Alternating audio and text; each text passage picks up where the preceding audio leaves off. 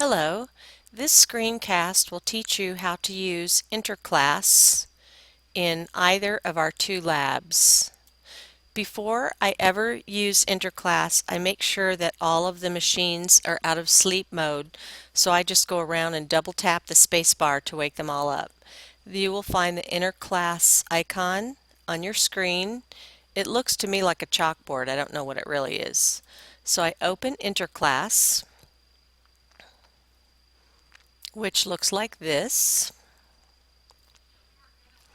And before you do anything, you need to select all of the computer screens, and then everything that you do from here on out will be done to all of those computers.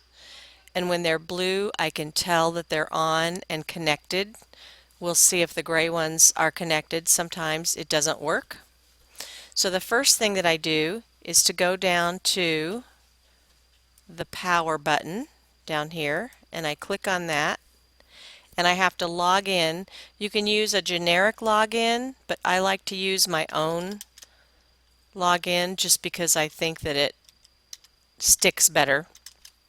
And if you don't know the generic login, you can see me and I can show you that. Then I'm going to click log on, and you'll see,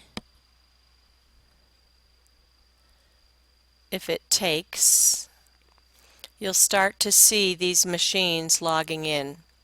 Another trick that I learned, if you have this many machines that aren't connected, 1, 2, 3, 4, 5, 6, 7 of them, you can also go to power and do restart to restart all the machines first in an effort to make sure that they are connecting properly. InterClass is a great tool when it works well, and it doesn't always work well. So you can see in the background all of these machines starting to log on. The black box that you see on those machines is a suggestion to sorry about that, a suggestion to update Java, and I'm told by our IT guy that we have updated Java, so that shouldn't be working. That shouldn't be coming up. Occasionally I will go back through and try to log on to just the grayed out computers and see if a personal invite might help, but it may not at this point. So when the computers are logged in, I can do several things. I can send them a website. To do that, I click Send Website. I type in the website's name, login.iready.com, and then hit Start. And you should see iReady starting to pop up. Let's try another one. I don't think I had that address right. Usually what I do is copy the address straight from my address box so that I'm sure that I get it exactly right. Oh, I know what's happening. I forgot to select them all. Now let's try it.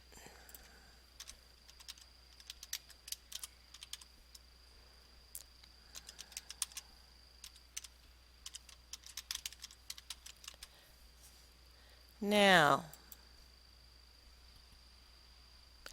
and you can see that these have started populating the iReady screen.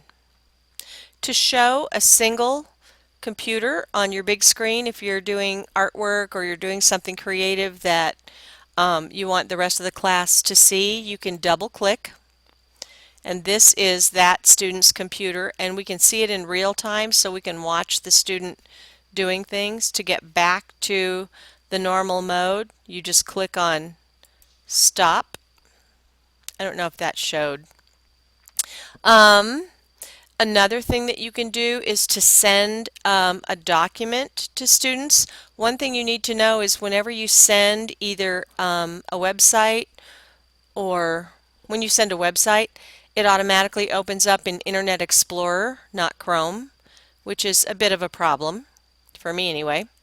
But if I want to send a file, I go to File Control. I have to have that file on my desktop, and these are files that I have sent this year. So if I didn't see that, I would say Browse, or I would say Add to find that file. But have these files that I've sent before, so I'm going to click on it to highlight it. Then I hit Send, and you can see that it just sent that file. And if I look on, oh, I did it again. Can you tell what I did? I sent it to one computer. I have to highlight.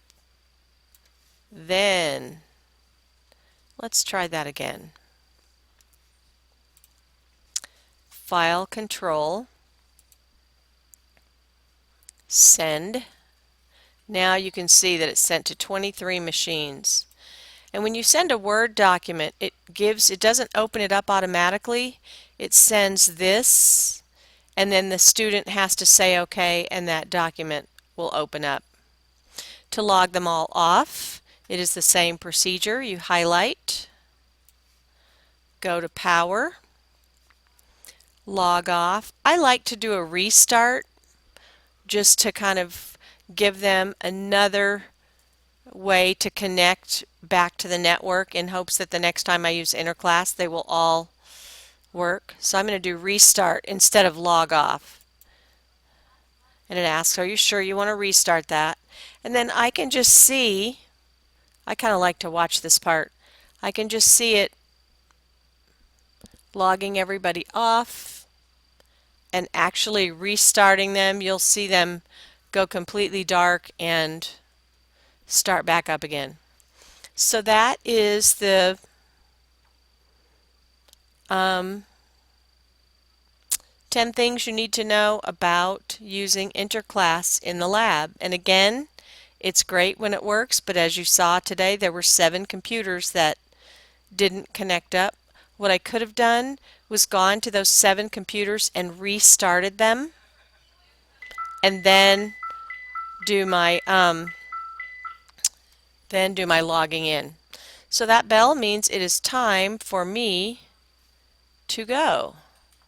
So I hope this video has been helpful.